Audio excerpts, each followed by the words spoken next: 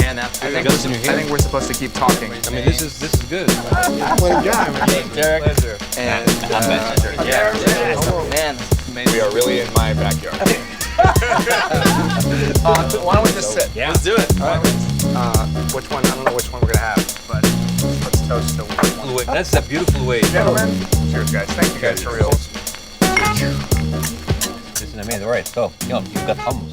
Yeah, I'm going For in. you. I mean, of course, Can for we this, start? Yeah, I'm this gonna is jump what in. really what I like as a Middle Eastern. It's like, oh my God, you're from the Middle East. I love hummus. I mean, as if this is like the one point of connection. Right. It's like, oh, you're Hispanic. I love guacamole. Is it weird being the coolest guy anytime you walk into a room because everybody just wants tickets to Hamilton? It just makes you feel awkward. Or just people hanging out with you before you go to For the ticket. tickets, It's like, yeah. what? You've been dating me just for the tickets? Is there meat in this? No. So this is for you guys. Yeah. I'm going for the vegan options, which is not very masculine. Speaking By of the that, way. so I have a question. So the show is called Man Enough. What does that mean to you? Good question. Man enough. Have you- Man up. Be a man. Oh, bullshit. That's why we're doing it. Honestly, I think, what does it mean? Being present. I know for me, at least, whenever I'm like talking to like my dad or any man that I look up to, you know, when they're actually listening and they're actually talking to you, is when I feel that sort of masculinity. Have know you what I'm ever saying? felt like you weren't man enough? Me, like, personally? Yeah. Oh yeah. So I struggle with that shit all the time. I got my ass whooped when I was in school when I was a kid because I danced. Oh yeah, I went to 6 different schools in 1 year because I would get beaten up, I would get in fights. But yeah, so I definitely grew up feeling, I think masculine would be the opposite of how I felt. And then dancing had that sort of stereotype of being, you know, sort of gay or feminine or whatever it might be. But strangely enough, when I'm dancing is when I feel the most masculine. I'm not thinking about this. I'm not thinking about what's happened. I'm not thinking about what's going to happen. I'm forced into the present. That's when I feel the most like sort of connected to myself. And when I feel connected to myself is when I feel the most, I guess, masculine. So Why are we talking about masculinity as a positive thing? You don't think it's a negative thing? I don't think it's a thing.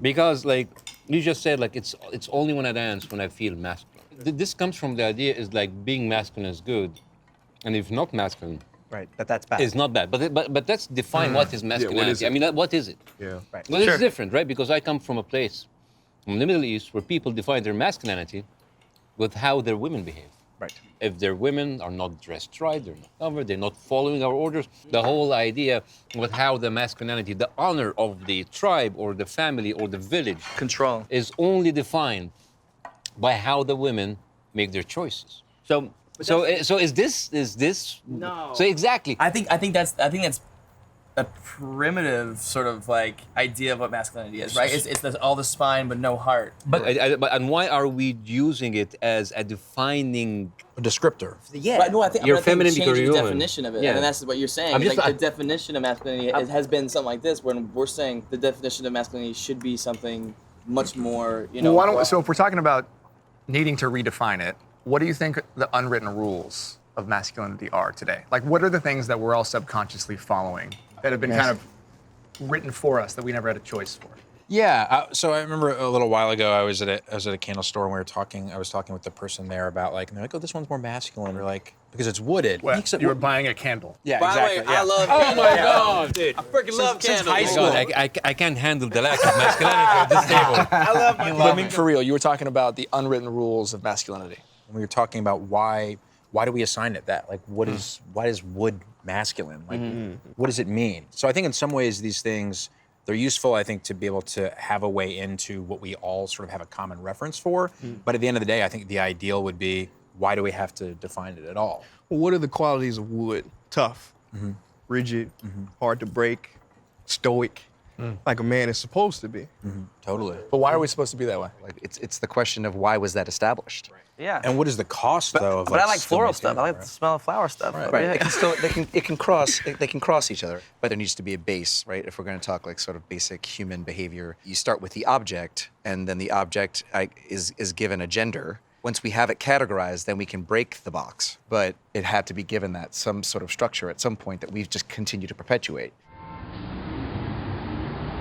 So good to sit down with you. Yeah, good Cheers, to sit down man. with you too. Why do you think men don't communicate? Why don't we talk to each other? Well, first thing is I'm not so sure we don't talk to each other. I think we talk plenty, but we don't talk particularly authentically. We talk in a way to conceal rather than to reveal.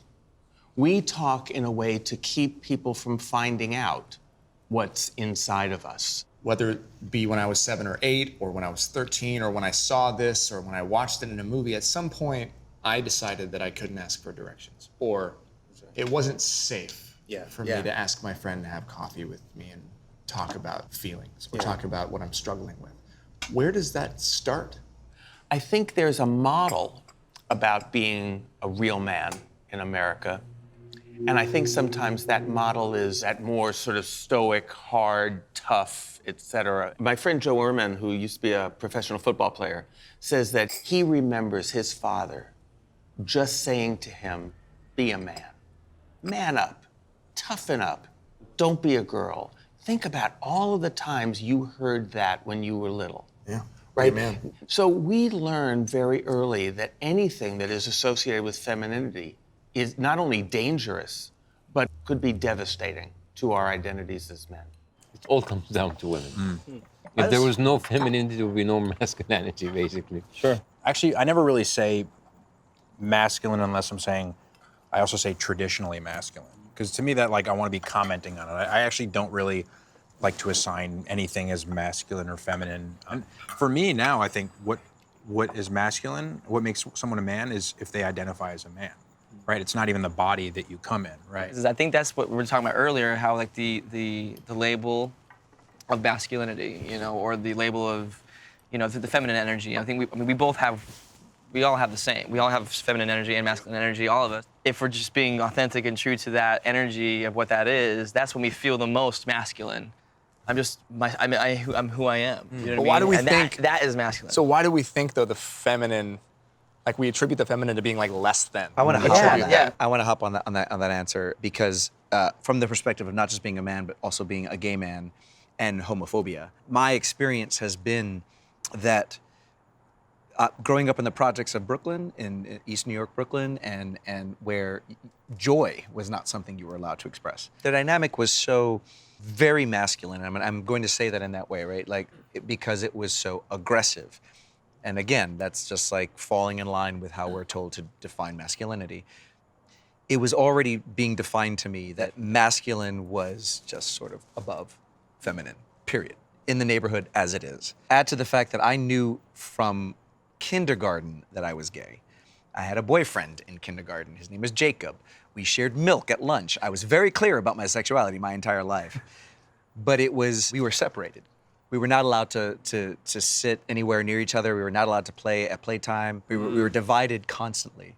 Do you think they noted? Did they see that? Absolutely. I think the teachers absolutely picked up on it. And I bring all that up to say that it was instilled early that the things I was feeling and I was identifying with were more feminine by definition of the rules that I was growing up in. And that was not okay. That you should not be behaving this way, Javier. You should not be feeling this way because that's feminine, and you are a man, you're a boy. And so I think we have an age-old conversation there about how we view our women, how we view femininity, where that comes from, and that's a big root of how we then define ourselves as men. The programming that you're gonna have the rest of your life happens from 0 to 7. So what are we telling kids from 0 to 7? From birth, it's you're a boy, you get blue, you're a girl, you get pink. It's so deeply ingrained in our society. A girl who likes sports, what do we call her? Tomboy. Boy who likes easy bake ovens, what do we call them? Fag. I actually never liked those damn easy bake ovens. Right? But I say that only because I don't want it to be thought that that's a thing. You can actually be gay and not like the girls' toys, and vice versa. The elephant in the room, if you will, about so much of men's emotional expressiveness is homophobia. That fear that, somehow expressing yourself, vulnerability, all of those ideas that we associate actually with gay men. Yeah. So, you think like to be emotionally disclosing, to talk about what you're really feeling, well, doesn't that sound kind of gay? I think men often feel that. Now, I think for most guys it happens around second grade. You look at kindergartners, you look at nursery school kids. They are happily playing together, no problems at all. They don't recognize race, they don't recognize gender, but somewhere around second grade, I remember girls got cooties, and they were to be stayed away from. And suddenly we were separate. Suddenly we were boys playing over here and girls playing over there. Nowadays, girls can walk over and play soccer with the boys or baseball with the boys, but heaven help that little boy who wants to go over and play with the girls. Now, who taught us that? I think we know. It's other boys. It's other guys who start policing our masculinity really early on. And it carries with us. Is it in us then? Is that what it? No, what we social scientists know is that there is no trait at all that's only for males and no females, or only for females and no males. What there are these continua, right? And some of us fall anywhere along those paths. We're pushed to those margins as if they were natural. I think with kids or teenagers or young boys, it's the fact that they're young, they're male, and they're told not to express themselves. So if they're telling their other male friend that they love them, that's a no. That's the message is you don't do that as men in our society, right? So the only qualification you can put that under is gay. I actually don't think it has anything to do with gay sex. I think it's like I can't be emotional as a male. Yeah. I can't tell my good friend who I would jump in front of a bullet for that I love him. If you look at what the American dream is built in the idea of this rugged individualism, right? That's what we're sold as this message that like it's almost better if you do it by yourself. And Right. well, we're Americans, so even America in the world, the image is that, right? Like that's the whole sell. Right. And to go back to your question, it's in our media. It's in, I think back to growing up in the 80s, and I was thinking about the cigarette ads in the 80s of the solo guy in nature by himself, or maybe he's in a social situation, there's tons of people around him, but he's the solo guy who has to be alone and really cool and dark and The Marlboro smoking, Man. and that was a strong message of masculinity that gets sent out. You were a rapper. What was that? My experience with hip hop and masculinity, I mean, I don't think there's anything more hyper masculine than hip hop. I mean, you got guys who are doing everything that they can to posture themselves for the houses that they have, the money that they have, the women, multiple women, clothes, cars, and then they're bragging on top of that about it. Growing up, I wasn't allowed to listen to hip hop, I guess because of the negative images. Fast forward 15 years, I get into what hip hop is at its core, which is the voice for the voiceless. It's MCs speaking about issues from socioeconomics and politics and religion, questioning, starting a conversation. But there's always a level of masculinity, and I'm better than you with all hip hop that I've found. Like my first rap name wasn't Prince EA, it was Richie Rich.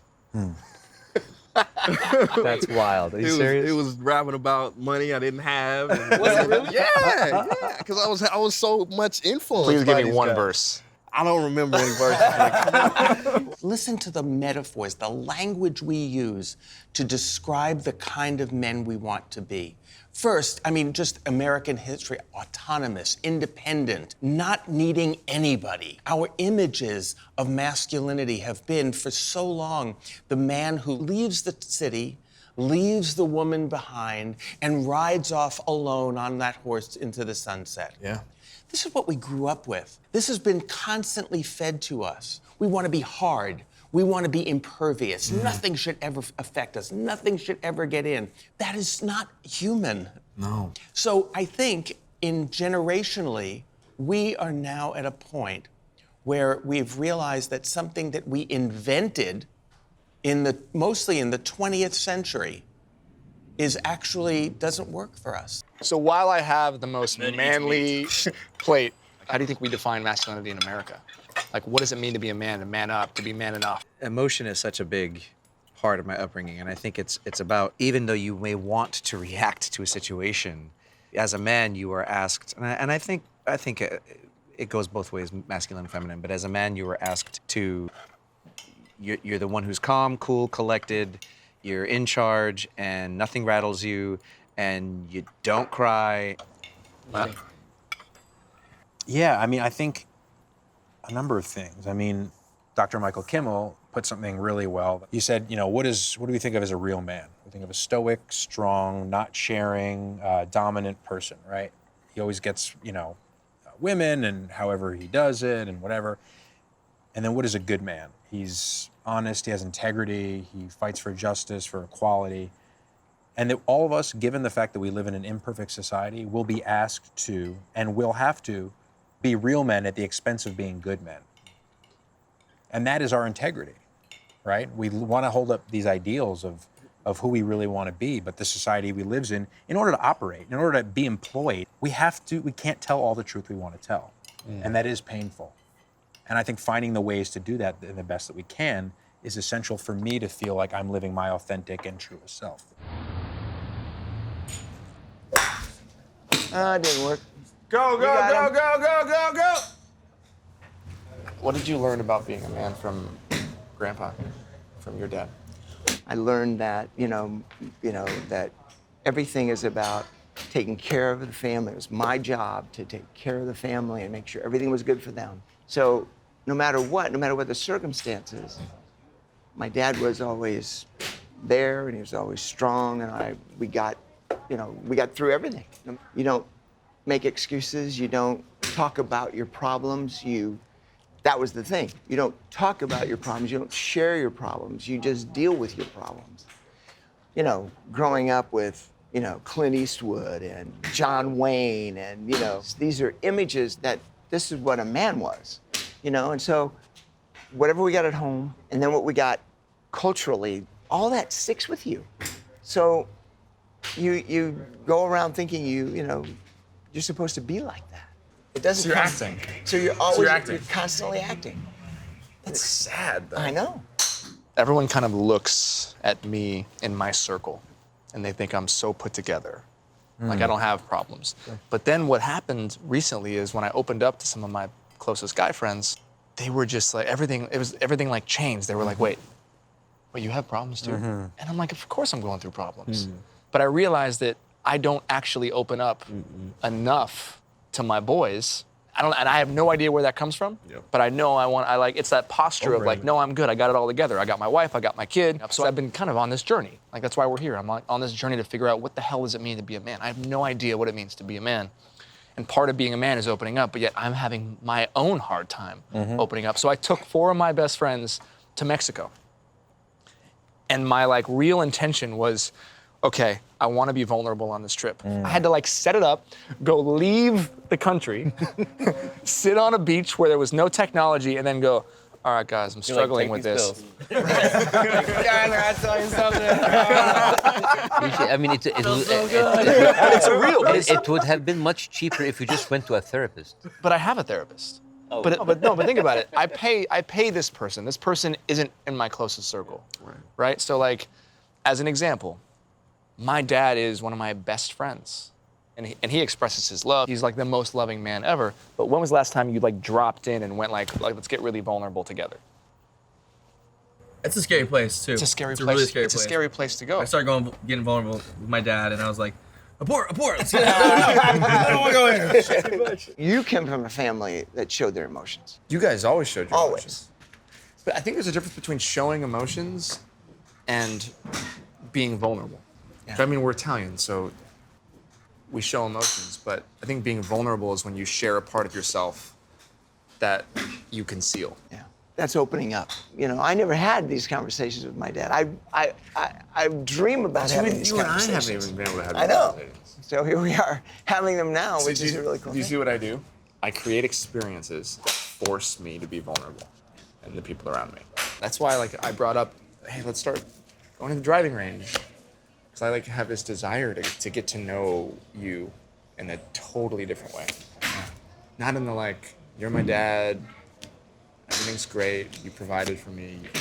But in the like, who is my dad really? Because I think in figuring out who you are, then I can figure out who I am. And then like I can start to break the cycle of all these little things that I do that I know, are not really me. It's like the learned behavior. I've seen myself do things with Emily that you did with Mom. Just Really? not bad things, just making sure everything's fine, not talking about finances, like the stereotypical machismo, I got things all figured out, I catch myself doing. Yeah. And that's not good. That's not good at all. And the lessons that we learned is that you have a very valuable partner and that you can't hold those things to yourself. You've got to share them. You've got to share them. I really think socially it just comes down to power. And it's something I sort of question all the time and I struggle with to understand. It's empowering for women to express themselves amongst each other.